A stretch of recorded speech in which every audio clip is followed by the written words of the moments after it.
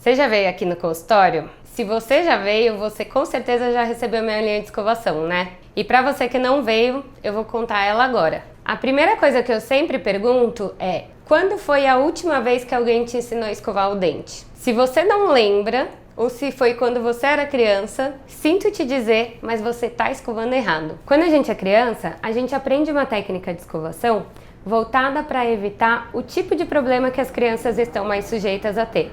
As crianças estão mais sujeitas a ter cáries. Quando a gente é adulto, a gente está mais suscetível, por diversos fatores, a ter problemas de gengiva. E como muda o tipo de problema, a gente precisa adequar a técnica de escovação para fazer uma escovação voltada para esse tipo de problema e não para um que a gente não está mais tão sujeito a ter. Para que faça sentido as mudanças que eu vou fazer na tua escovação, antes eu vou te explicar algumas coisinhas. A nossa gengiva, ela não está aderida à estrutura do dente, aqui é onde a gente enxerga ela. Ela só vai aderir de 1 a 3 milímetros abaixo da onde a gente está vendo. Então tem o osso segurando as raízes dos dentes, o osso para mais ou menos aqui, um pouquinho acima da linha óssea a gengiva gruda na estrutura, mas em volta de todos os nossos dentes a gente tem uma margenzinha livre gengival. Como a sua língua, o teu lábio e a saliva estão o tempo todo em contato com a superfície do dente, a tendência é que sempre empurre a sujeira para essas regiões. Eu sempre gosto de usar de exemplo o gari quando ele está limpando a rua. Quando ele limpa a rua, ele fica limpando no meio da rua ou ele limpa ali no meio-fio? Ele sempre está passando a vassourinha dele entre a calçada e a rua. Porque os carros, quando eles vão passando, eles jogam a sujeira pro lado e é ali que vai ficar o acúmulo de sujeira. Na nossa boca vai ser mais ou menos assim. Ela sempre vai se acumular mais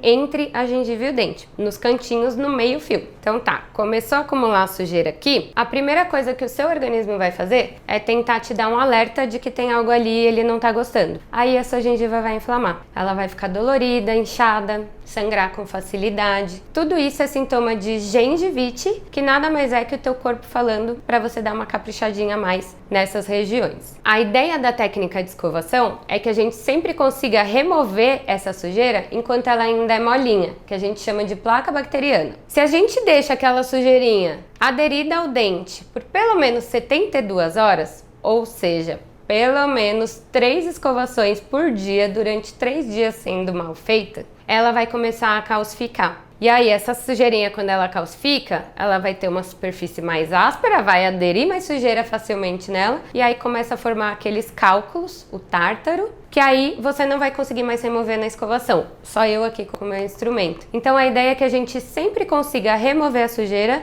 antes dela calcificar, tá? Então tá bom, começou a acumular a sujeira ali, você não está removendo direito. O que vai acontecer? De novo, o teu organismo é sempre muito esperto, ele sempre vai tender a fugir daquilo que está agredindo ele. E aí aquele osso que estava posicionado aqui, ao longo do tempo ele vai falar: eu não quero ficar aqui não, eu vou dar uma fugida. E aí a gente começa a ter perda óssea em volta do dente. Quanto mais a gente perde osso, mais profundo vai ficando aquele espacinho. Quanto mais fundo fica, mais sujeira vai caber ali dentro, mais difícil fica você remover, mais o seu osso vai querer fugir. E aí a gente entra no ciclo da doença periodontal, em que o paciente pode, ao longo do tempo, perder tanto o osso e vir a perder os dentes. Isso não vai acontecer com vocês se vocês passarem a escovar do jeito que eu vou ensinar agora. Eu falei tudo isso para que fique claro para vocês que a partir de agora o foco da nossa escovação voltada para a saúde da gengiva precisa ser lá no meio-fio,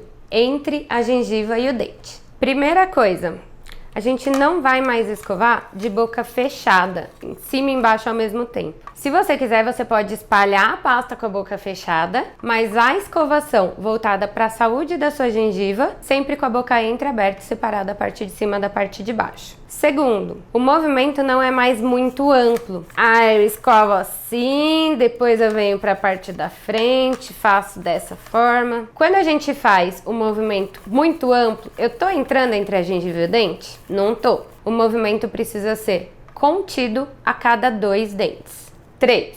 A cerda não vai ser mais perpendicular ao dente. Você vai apoiar ela perpendicular e angular 45 graus com o dente e a gengiva. Quando você angula, você já vai sentir que a cerda tá naquele vãozinho entre a gengiva e o dente que eu falei. Então, aqui embaixo com a cerda viradinha para baixo e aqui em cima com a cerda viradinha para cima, certo? 4. Agora a gente vai fazer um movimento circular praticamente sem sair do lugar. Para que eu faça esse movimento praticamente sem sair do lugar, eu preciso usar minha coordenação motora fina. O movimento vai vir das minhas mãos e do meu dedo, como se eu estivesse escrevendo. Para que a gente faça isso, segurar a escova ou como um pincel ou como uma caneta. Não é para segurar dessa forma. Se você faz dessa forma, o movimento vai ter que vir do seu cotovelo. E aí você vai empregar mais força do que você precisa e não vai conseguir fazer ele tão curtinho aqui na região. Ele vai ficar mais amplo. E quando você emprega mais força, eu sempre brinco com os pacientes. Não é para espancar o seu dente, é para escovar. Então, a gente vai fazer a volta inteira